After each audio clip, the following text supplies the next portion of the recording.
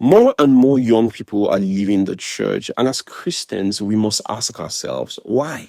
Why are churches that were once filled with vibrant young people now struggling to keep them?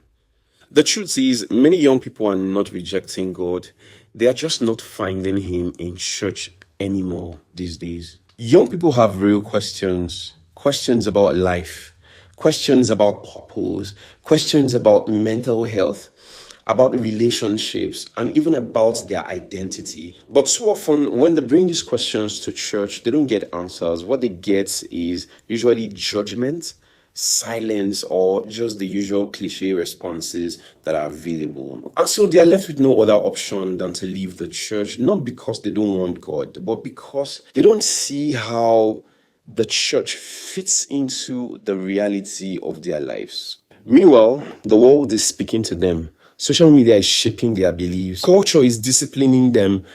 And the sad truth, the world is offering them a version of the truth that feels more relevant, that feels more understanding, a version of the truth that feels even more engaging than what the church offers. And if the church stays silent, young people will listen to whosoever is speaking the loudest, and right now, it is not the church.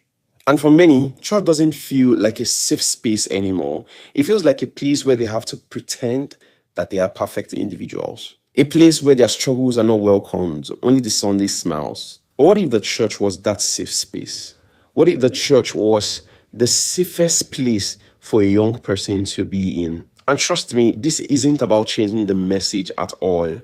The message of Jesus remains the same, but maybe, just maybe, it is about changing the approach, the way we relate to these young people. Maybe it's time to stop making young people feel like they are outsiders in the church. Maybe it's time to listen and to create safe spaces where they can be real, spaces where they can ask the hard questions, spaces where they can belong even before they believe.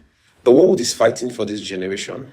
The question right now is, are we as the church also fighting for this generation?